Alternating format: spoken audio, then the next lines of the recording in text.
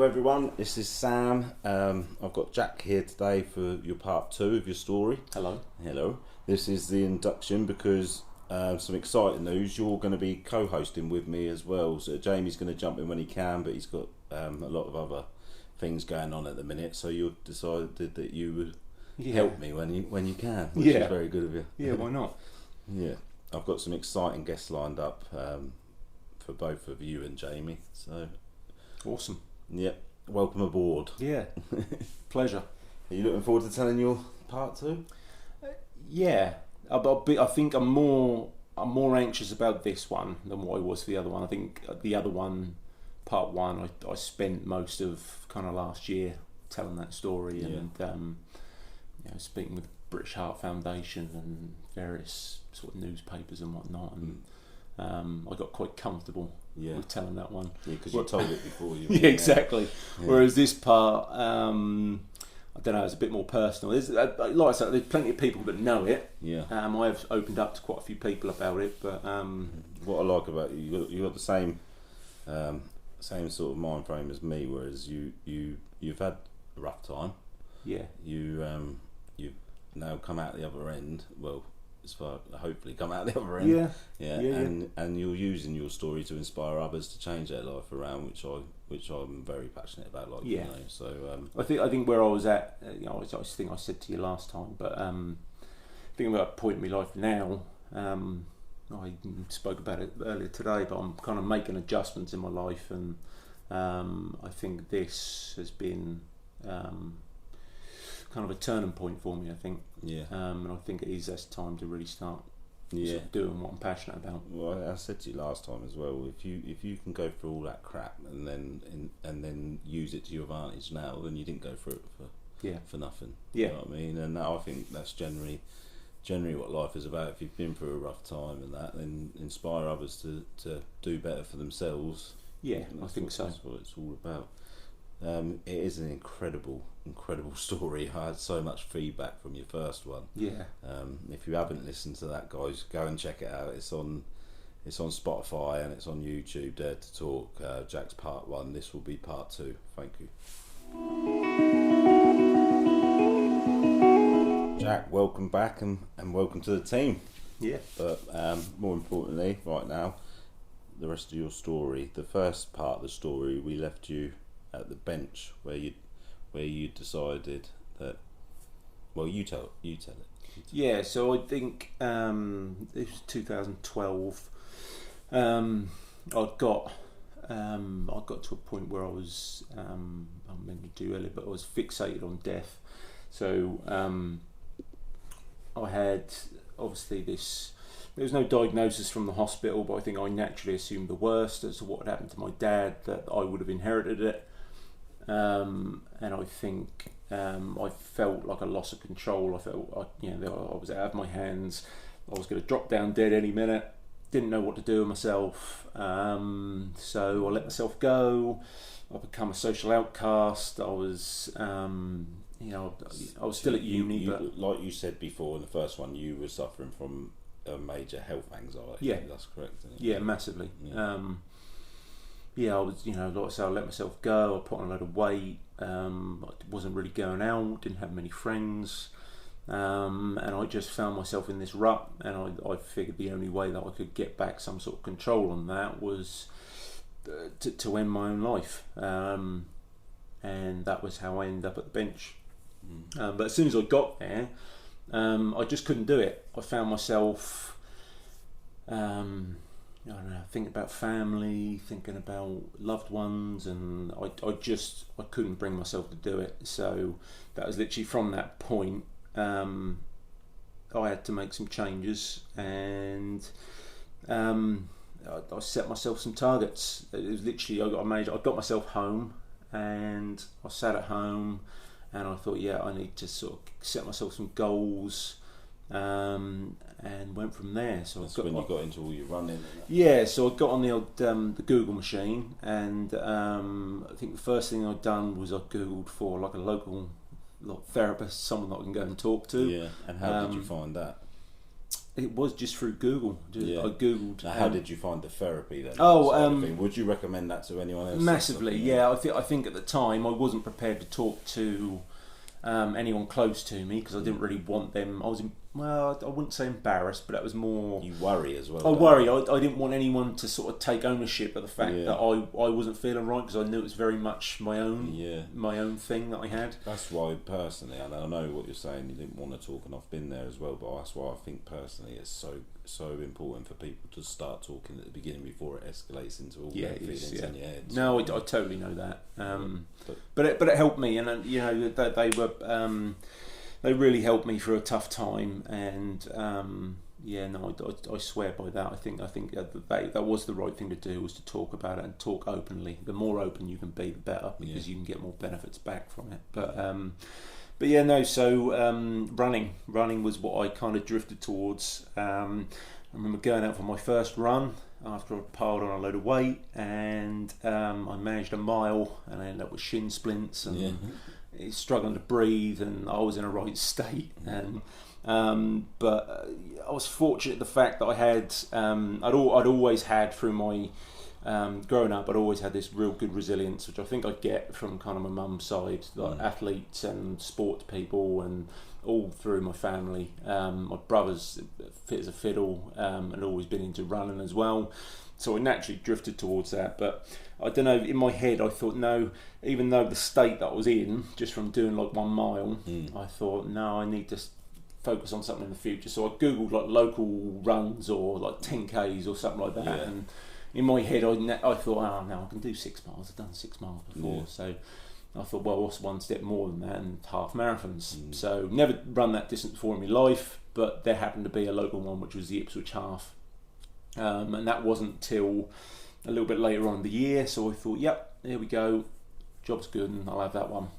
So I booked it, and considering I'd done like 1 run, I'd managed a mile. Jumping in at the deep end. It was jumping in at the deep end. But I thought, just quickly on that, like we all know, running is good for endorphins. Did that help with your mental health straight away? Massively. Yeah, straight away. And so also, good. What I think would help is setting goals. Like your marathon, I think that's so important. I was watching my girls writing their little goals down this weekend, and I think that's important to teach them from a young age. So important. If you've got something to aim towards, you've not got time to be thinking about ending stuff. And that's, do you know what I mean? That's something I've never lost. Yeah. Since from that point. Yeah. I always have something planned I'm always for the future. I'm always. Yeah, definitely. And I think that just helps structure everything. And I think routine is. If you're planning for the future, then you're going to be stuck around for it, aren't you? Do you know what I mean? Exactly. But that's interesting that the running helps straight away with you. Yes, straight away. I think running personally depressed me.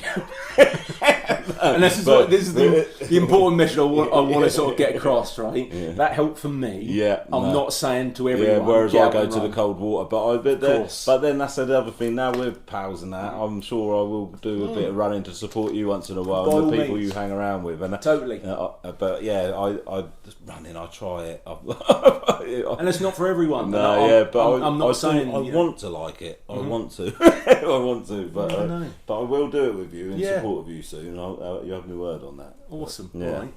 So, but you threw your hands into the boxing ring a few times. Yeah, I boxed as a youngster. So my uncles were really good boxers, and one of my uncles went into training very quickly once he finished, and he was a really good trainer. So I first started boxing from the age of 10. Me and my brother went down. My brother's 4 years older than me, but we started really young, and I really took to it. And I was not blowing my own trumpet because I'm very modest when it comes to sort of my boxing and what I've done, but I really took to it. And I think if there was one sport that was my sport, I think anyone that knew me as a boxer from a youngster, they would have said that was me.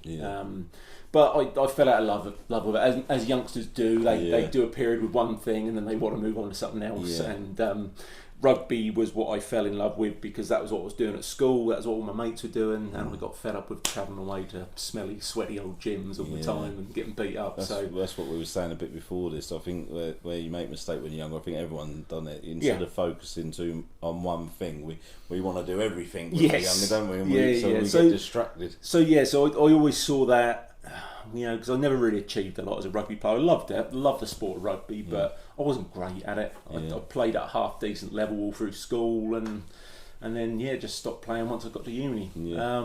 So sort of 2012 I started the running, and my brother had been back down boxing again, and I kind of just fell in line and got back into it, and I was very successful. So I shifted a load of weight off. I got myself probably in the best shape of my life, and I jumped back into competing again as an amateur, and over a few years of sort of training and competing, I got to 2 national semi-finals as a novice. So nice. But then once again, I sort of fell out of love with it and wanted to focus on running. So that was what happened. Yeah. But there's just not enough hours in the day. No, it's not. No. So that is one of my goals, is to go in. I want to do a charity fight boxing. Yeah. Yeah, definitely, and you can help me with that. Yeah. I was going to do one before COVID, but then COVID. Well, there's a good local scene now. There's a lot of good boxers around here, mate. There'll be more than enough people to help you. Pure athlete as well. They call me the gladiator. No one's ever called me that, but they should. Yeah. So, getting back to your mental health side of things. Now, you were left on that bench, and you'd written a letter, hadn't you? No, so that didn't come till later. Right. So the letter was 2017. When I was at the bench, I hadn't done anything, and I think that was part of the reason why I turned back and went home, because I hadn't left anything, and I couldn't manage the fact that would have been a completely unexplained, unanswered thing. Yeah. I was a uni student, doing really well, done well at school, the whole world in front of me. That would have been a complete unexplained event, like it so often is for some families.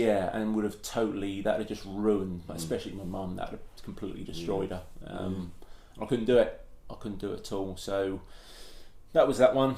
And like I say, I spent the next, that was probably 2-3 years getting my head around that. And I think once I started setting these goals, and I got through back into the boxing, and I had this as a sense of purpose, and I thought, here we go, this is something I can latch on to. The running I've never been I'm not built for this shit. Do you know what I mean? I'm a big bloke. I'm 6'5". I'm fluctuate between sort of 17, 18 stone. I'm a big bloke, so I'm not built for it.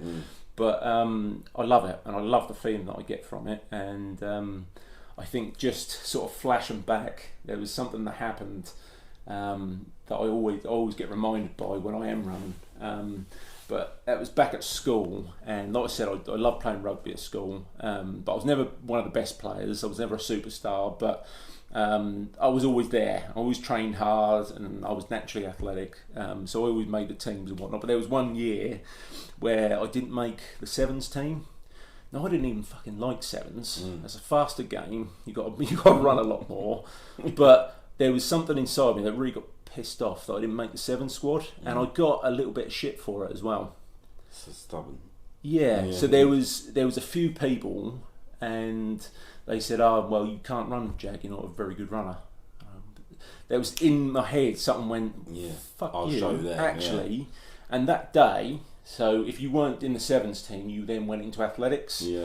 So I just told the PE guys, I'm just going to go out and do some running. I'm going to do some running. So there was a route around the college. I don't even know, it might be a 1.5 mile route.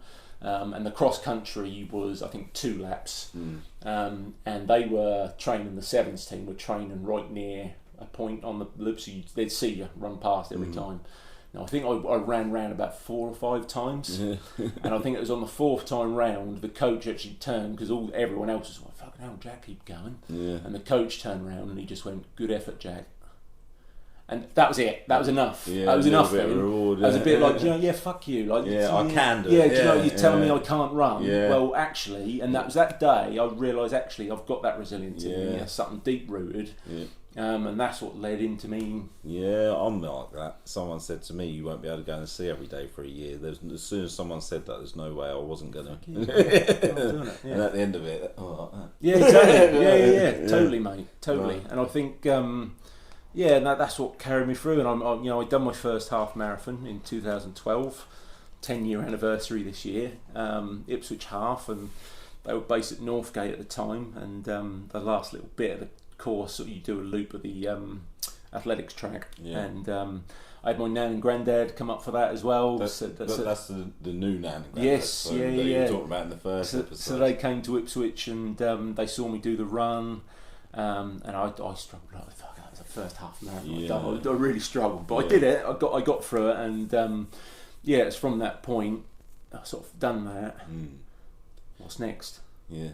And that's where I always end up. Yeah. Every time I do one, what's next? Yeah. You have to have something set in place as well. Yeah. Because when you're at the peak and you've achieved something, you've got to be careful. And they say that even about like with footballers and what's his name? Tyson Fury's very open about his mental health, and he said when he won the championship, he that was at his ultimate peak, and then after that it's like, oh, what now? And then he come downhill very quickly after that, didn't he? So that's what I'm thinking. You've got to have little targets. Little what he goals. achieved was unbelievable. It was literally the pinnacle. He beat a guy who'd been unbeaten for so long, undisputed champion, and he went out to Germany, fought him in Germany, which was his backyard, and absolute perfect performance, and completely outboxed him, and all of a sudden, what's next? Yeah. There's nothing he can get up for, you know? Yeah, I think some people's success can also be their downfall. That's a life lesson as well, isn't it? And that's when I've set myself up for, even when I complete little goals, I notice a little crash after. And that's why, with a big goal, I think it's very important to put things into place. Yes. So, you've always got to be one step ahead. You do, That's a good bit of advice. I'm full of wisdom.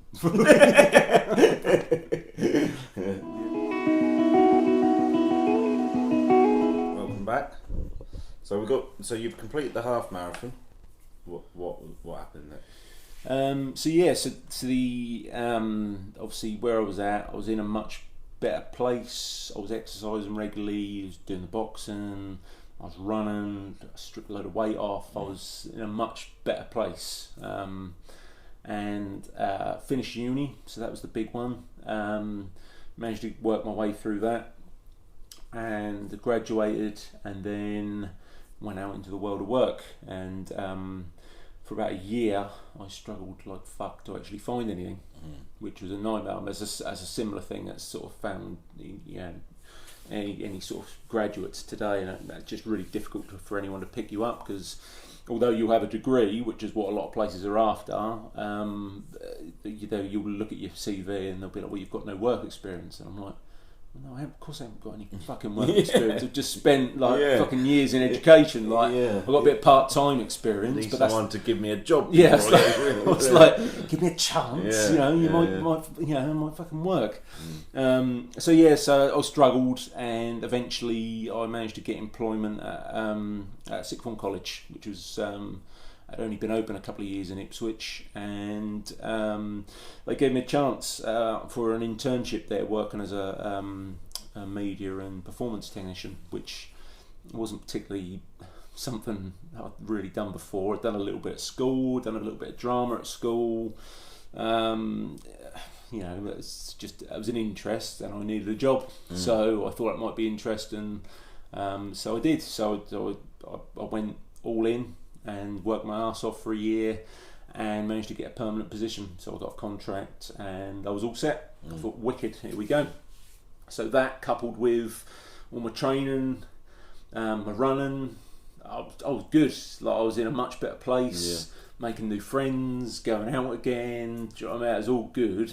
But the only thing that was kind of missing, and that was just sort of getting to that point, was I hadn't been in a relationship. So from sort of 2012 onwards, I had just totally switched off from the whole dating and meeting anyone. I didn't feel like I was in the best place personally. So I needed to... I think that's the smartest thing you can do. I've just done that for the past 7 months, and I think you've got to become the best version of yourself. If someone picks you when you're the best version of yourself, you've got a better chance of it lasting, I think. 100%. I totally agree with that, and I think that was where I was at. So I just started there, making friends, and they're all sort of asking me, why aren't you dating anyone, why aren't you seeing anyone? Under pressure from them, they told me to get on the apps. So I fucking got on the stupid shitty apps. that went horrendous like the first few times, and I just say I completed Tinder. yeah. No, I'm joking. Oh, you keep swiping, eventually it just runs out, doesn't it? But yeah, no. So I went on them shitty dating apps, and they were crap, and eventually I managed to I met someone at work. So there's a really lovely girl there, and she was very popular. She's quite high up in the place, and I didn't even realise she liked me. So it was literally, it's like the best thing ever. And I think looking back now, I probably I'm probably over exaggerated and thought it was more than what it was, but that's probably due to what I'd been through. Yeah. And when we connected and I opened up to her, and that was the first time I'd really done that since 2012. I opened up to her and I trusted her, and that was always a big thing for me with relationships. And I don't really like to get involved with someone if I can't trust them and I can't be totally honest with them, because I've got a lot of baggage. I've got a lot of emotional baggage. Do you know what I mean? So I want to be with someone that's right, and I trusted her, and it was good, and it kind of built to a head. And end of 2016, she ended it very suddenly, and then moved on very quickly, and that hit me like a ton of bricks. Yeah, that really did. And because like you say as well, you've been through all that emotional stuff and that as well, and like we've spoken in the past, and I had a similar situation. You because when you've been through crap, and then you find someone, you think this is it, this is why I went through all that stuff, and then it doesn't work out. You think that's not how the script's meant to go. What there? You know what I mean? Yeah. No, it was difficult, and I just even though all the stuff that happened in 2012 was nothing to do with a girl, nothing to do with a relationship, it drummed up all those same emotions, and those sort of deep sinking feelings of just feeling worthless, and then that sort of triggered everything else. Brought back old habits, sort of, because emotions are like anchors, I think, and I think you can even get addicted to feelings, and I think sometimes even if it's depression, if you're used to feeling that way, you anchor back to it, and you get like what am I trying to say? You get so comfortable with that feeling that's automatically what you're drawn to. You're feeling, yeah. Thank you. It's all right, mate. We got there eventually. Had a lot of caffeine today. No, but I think I tanked, and I struggled like fuck, because I knew where my head was going, and I so didn't want to go there again. How the journey that I'd been on from 2012 to where I was at this point, 2016, was leaps and bounds, and I'd got myself into a really good place, and this is it, this is meant to be, and then nothing. It just felt like I just tanked, like totally tanked. But the difference between then and 2012 is I didn't feel like I could talk about it, because I thought people wouldn't understand, because they'd immediately just see that I was struggling with a breakup, and they'd see it as that, and they'd just be like, just fucking get over it, Jack, you're a good looking lad, go and meet someone else. And I tried so hard, because a lot of my close colleagues picked up on it naturally, as they would, and they tried to come and console me, and I so badly wanted to just tell them, like, you don't understand, like, I'm trying to kind of tell you this, like, this is nothing to do with what's happened. This is drummed up stuff that I thought I'd got rid of, and I hadn't. I'd just been lying dormant, you know. So at the beginning of 2017, I was not in a good place at all. But like I say, I couldn't talk about it. So I remember one of the first things I'd done was that was actually from the video that I put out a couple of weeks ago.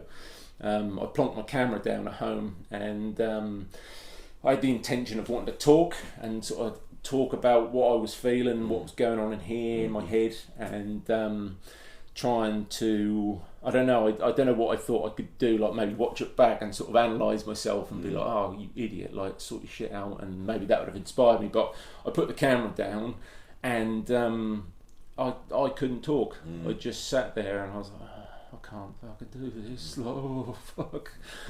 So I ended up just filming like all these little anxiety tics and from 2012 I'd kind of taken note of that self-awareness thing and understanding your habits and things like that, and they were just lots of little things that I was starting to display at this time a lot more often, just dealing with day-to-day life, and I realised I was a lot more anxious and I know I was in a bad place. So yeah, I remember I filmed all that and then it sat on a hard drive, and it took me 5 years before I could actually put it out there because I never knew what I was going to do with it. Well, I shared that because I related to it so much. Everyone has their own little tics. Yeah. When I'm very anxious, if you notice me pull my top away from my chest, I'm in fight or flight, or I do a couple of other things where I pretend I'm cracking my back. Shoulders back. Or I'm stretching. If I just randomly stretch, that's because I'm feeling anxious. And everyone's got them. Everyone's got them. Yeah. And it's weird. It's like when I put that video out, I did get a lot of messages from people going, "Oh fucking hell, I've got that sort of stuff as well." Yeah, yeah. And people do. It's just how the body copes with that anxiety and the little things that we all have. But so I was in this place where I couldn't talk. I didn't want to open up about it. But what I'd put myself into at this point was a hell of a lot of exercise up until this point. I lost a load of weight. I was in good shape and doing well. So you're doing a lot of exercise, but you're still struggling mentally. But do you think with exercise, because it releases endorphins, it helps and it gives you a little boost again? Then obviously you're still depressed, so you still feel low and everything. But without the exercise and constantly boosting your mental health, you'd have been in a lot darker place. Yes, 100%. And I think from sort of the breakup, I kind of went off. I stopped exercising. My diet went out the window, put on a bit of weight, and then that's what led to that video and that day. And then again, that was like kind of from that point, I thought, no, this is what I can do. I can get into the running, and this is what I'm going to do this year. So I'd already pre-planned to do my first marathon that year. That was I don't know if I want to. No, I will take this one. So, whilst I was in the relationship, I'd booked to go to Paris and do the marathon, but also to take her with me. Right. And it was also my birthday that week, so we were going to have like a week in Paris, and I was going to do the marathon, my birthday. It was going to be a really nice trip, but unfortunately, due to her impeccable timing of breakup, I never actually got a chance to actually ask her to come with me. Right. So sort of 2017, I sat as part of so I'm going to do the fucking marathon, but like, oh man, it's like I don't want to go there because I'm just going to think about her and I don't want to do that. But I did. I thought, fuck it, no, I'm going to do the marathon, and that's what I did. So, are you glad you done it? Oh Christ, yeah, I had an amazing time. Positives and negatives. I did my first ever marathon in Paris, and that was like, I think it was like 27 degrees the morning of the runs, fucking boiling. And but I got round, I did it, that first ever marathon, and I was buzzing. Some mixed emotions. But then and then I went back to the hotel, and I think I got through a couple of bottles of wine, and and kind of just passed out in my room. And then I had another day there, just pottering about Paris, and beautiful place, and I did have a good trip, but it's kind of mixed bag, really. Yeah. I had a trip like that once, but I won't go into it. But yeah, no, to 2017, it really was a mad year. So I planned straight away. I was going to do a half marathon. I was going to run a half marathon every month. So 12 half marathons. I can do that. Up to this point, I think I'd done maybe 5 or 6 total over since my 2012 one. So I thought, no, I can do that. I'll do that every year, every month. And then obviously I had Paris, so I thought, well, that'd be good training for that. I also, in preparation for Paris, I did a 20-mile run from Ipswich to Felixstowe and back. I've never done that before, and I did that on a whim as well. That was I can tell you why you never done that. Yeah, so again, that was on a whim. I think I'd mentioned it at work, and I'd said, does anyone ever sort of run to Felixstowe and back? And one of the sports teachers went, yeah, no, I'd done it. He said, I'd done it a long while ago. I said, I wouldn't do it again. I went, why not? He said, well, that's a long way. Yeah, I hate driving to Ipswich. I went, well, how far is it? He said, it's about 20 miles there and back again. I went, okay. 20 miles to... So from Ipswich, from where I live to Felixstowe seafront. It's more than 20 miles, isn't it? No, so that's 10. Oh, right. And then running back is 20. Okay. So from where I'm on the outskirts of Ipswich, okay. so running from there to the Felixstowe waterfront was 10 miles. Yeah. And then I just turn around and come back. Forrest Gump. Yeah, so that was what I did. I did that, and then that sort of led into Paris. And then, like I say, I planned to do a half marathon every month. And that was kind of how I coped that year. And I was pushing my body, but I think mentally, I was still really struggling. And it put me in a place where, I spoke about it on the video in Manup, but whereas sort of 2012, I was fixated on death, and I'd seen in my head that I wanted to go to a place and just end it and do it in that manner. Whereas where I was here was I just wanted to push myself to a point where I'd break myself. I'd find my limit. And I noticed you said in the Man Up video, which I found was interesting, you were pushing yourself so much to the point it was hurting, and you thought that that was some sort of self-harm technique. And it was. Yeah. I look back now, and it is 100% it's 100% a form of self-harm what I was doing that year. Yeah. And I was pushing myself so much in the gym. And just on regular runs until I started to feel that ache and that burn and like muscle fatigue, and that felt like I don't know, that's like that sense of achievement and yes, I've done that and I feel good now. And it was, that was the form of self-harm. It's like escape of reality, whereas some people pick up. Well, I picked up drinking drugs. You just put your running shoes on and ran. And I just wanted to run myself into the ground. That was what I was trying to achieve. Because I know firsthand as well from health anxiety. That was what I suffered from a teenager. It's exhausting, isn't it? Yeah. It's so draining. You're constantly thinking, and one negative thought leads to another all the time, and that is generally why I think you get so depressed and down in the dumps about it, because you just think, I can't do this anymore. I think I touched on it before, but so by this point 2017, I think with regards to where I was at with St George's Hospital in London and all my tests, the first year that I'd been with them was that was hard. That was back and forth every couple of weeks for all manner of tests, and then eventually I got to a point where they just kind of wanted me back for like yearly checkups, because they deemed that they hadn't found anything significant. They'd found that I had a slightly enlarged heart, and they'd found that my ECG readout, there's like one blip which is like slightly like lower than what a regular blip with it should be, but like that could be just totally normal with me. So as far as they was concerned, there was nothing that would indicate anything, but as there is with anything that happened, like with my dad and with footballers and things that happen in the public now, they don't really know what happened in the first place. No. So they will never ever like just discharge me from there. I'll always be under their watchful eye, and they just said from that point I'd go back for a yearly checkup and a check-in, like I'd have like an MRI, or I'd have like a couple of stress tests, and I'd go see the doctor, and then that'd be it, like yearly. So this is where I was at in 2017 with that.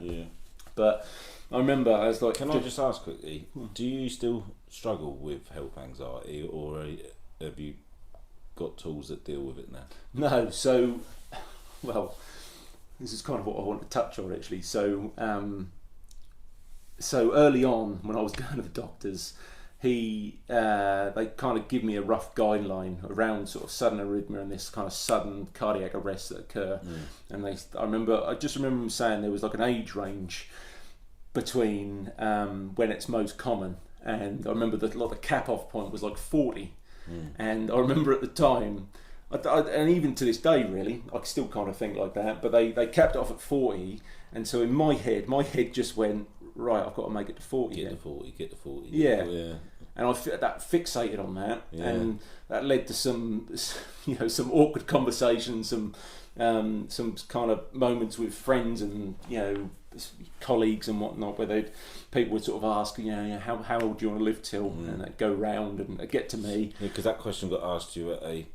Yeah, so I was actually when I was at uni, so we had like a bit of a break in between, and people just started, we were talking about family history and whatnot, and how old people live till, and all this sort of stuff come up, and going around the room, and people were giving the regular 80, 90, want to live old, and then it got to me, and I said, well, I'll live till I'm 40, and that sort of everyone, there was a few sniggers, a few laughs, and they all just thought I was taking the piss, and then very quickly they realised I had a straight face, I wasn't joking, and I was being genuine, so I had to kind of give them a rough guide as to why I felt like that, but it's not just a nutter. Yeah, but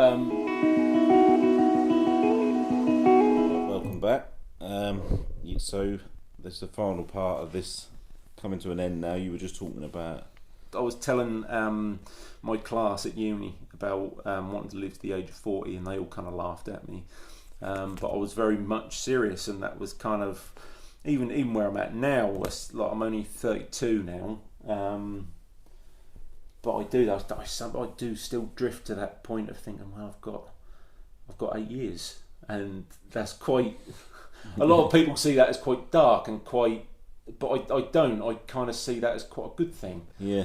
I think, it keeps me motivated. Yeah. It keeps my routine going. Do you know what I mean? That keeps me thinking, what do I want to do over these 8 years? And there's loads of things I want to do. Yeah. So it's good. Yeah. It keeps me in a good place. But yeah, no. So that was kind of where I was at. 2017. All sorts going on. Did the marathon, half marathon every month. I was working hard at work and keeping busy, doing lots of different things, and then I got to a moment at work where a colleague of mine, we were talking about the Three Peaks Challenge. So the national Three Peaks, you've got Ben Nevis up in Scotland, Scafell in England, and then Snowdon in Wales. So the challenge is you do all three in 24 hours. So you'd travel, you can start anywhere you want, but most people start at Ben Nevis and work their way down to Scafell and then Snowdon, and you do it in 24 hours. And it's seen as a hard challenge and a tough challenge. Most people do it as a team. So my colleague was telling me about it at work, and he said, oh yeah, no, we went with the team, and we shared the driving, and we load the van up with all sorts of treats and snacks and energy drinks and stuff like that. And I just went, whoa. I said, what, you went as a team? And he went, yeah. Oh, why don't you do it on your own? And he looked at me and he went, oh, you'd be mental to do it on your own. He said, there's no way you could do that on your own. He said, all that travelling. He said, you're going to be tired from doing getting up the mountain. They would have had each other to encourage each other up the mountain. Yeah. So that that was that was and the manner he said it was very matter of fact, and that's just how it is. And I just sat there and I went, no, I'm gonna fucking do that on my own. I got fixated on it, and then it was literally, I think 2 days later. Did you meet people while you were doing it though? Yeah. So you formed your own team halfway up a mountain? No. I didn't really talk, to be honest with you. No. It'd just be a little nod, and I literally 2 days later loaded up my car and didn't really tell anyone. No. Just off I went. So I drove all the way up to Ben Nevis. Loaded my car up with a load of energy drinks and fruit bars and big pot of coffee, and and like I say, I was in good physical condition, so you'd have to be. I huffed it up there pretty fucking quick, to be fair. Especially when I got down to Snowdon, I got Snowdon down really quick. But I was in a bad way. Like I said on the on the Man Up video, I went away with not much intention of coming back. I saw that as I don't know. I saw it as like a way of going out, because I thought it's a challenge, it's something people see as quite a thing. And I thought, well, if I'm going to go out, and this whole year was about pushing myself and trying to find a breaking point and going past that point, and I thought, well, here we go. This is the one. 24 hours. Like, I'm going to be driving myself. I'm going to be... When you say that you didn't have much thing coming back, did you think the challenge itself was going to... Yeah, I thought I was going to go. Yeah. I thought I was so reckless. Yeah. That's a big thing, because I'll come back to that at a later date. Actually, there's something I did last year which would have been very reckless, but I think a very good friend of mine picked up on it and ended up coming with me. And I don't think I think he probably does, but I don't think he fully realises he probably saved me when he came with me that day. But yeah, so this one in 2017, when I went off on my own, I didn't really want to come. Well, I did want to come back, but I don't know. I was in a bad place. Yeah, do you know what? I get it. I get it. Yeah. I know exactly how you with the same with me. Like, I know exactly what you mean by that. When you say I don't know, I do. Do you know what I mean? Yeah. But I was in a bad way, and I used to use suicide as an anchor. I used to always think to myself, if things get much worse than this, I've always got that. Do you know what I mean? And I didn't particularly want to live, but I didn't want to die either. So I just felt stuck and trapped. So when you say what you just said, like, people who are listening to this might not understand you, but I definitely do. Yeah. And it's like, so I got to Ben Nevis, and I sat in my car, and a little car park. You can't see the top of Ben Nevis, but you can see a lot of it from where the main car park is. So I sat in my car and looked up. I'll go up that way, and I was sort of plotting my route and what way I was going to go. And I sat there in my car, and I had a notepad in my glove box, and there was a pen. And I just thought, I don't know what it was, because I hadn't pre-planned to do that, but just in that moment, I thought, I better just write something. And then as I started writing, probably got a few lines in, I thought, fuck, like, this is... Basically, I'm writing, I was writing my suicide note. I was explaining where I was at and how I was feeling, and to my mum essentially, but it was to family and friends as well, and just explain where I was at, and why I was doing what I was doing, and then just left it in my glove box, folded it up, put it in my glove box, then off I went. Hoofed it up to Ben Nevis, got all the way to the top, hoofed it back down, got my car, quick change of clothes, started drinking stuff, and off I went down to Scarfell. Got to Scarfell, same thing, looked up the mountain, right, cool, off I went, up Scarfell, and to this point the only one I'd actually done previously was Snowdon, so Ben Nevis and Scarfell, I was winging it. I was pulling up where the main car park was, and just thought, right, that looks like where a few people have gone, right, I'll go up that way. And I was very reckless, and I won't deny that. There was a bunch of times where I was going off the track just because I thought I could see a more direct route to what other people were going, and I wanted to get up there in good time. Yeah. So I'd go off and I'd be scrambling up rocks and all sorts. But I did Ben Nevis, Scarfell, got him done in good time. Then off I went to Snowdon. I pulled up at Snowdon, and then I kind of got reminded about the note that was sat in my glove box, and I got it out and I read it again, and then I folded it up and put it back in there. I thought, right, this is the last one now.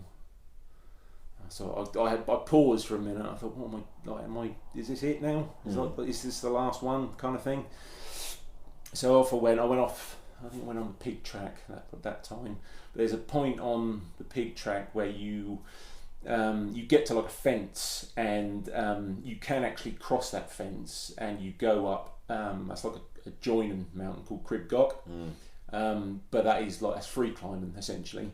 Whereas you can follow the pig track around, that's a direct route, goes all the way to the top.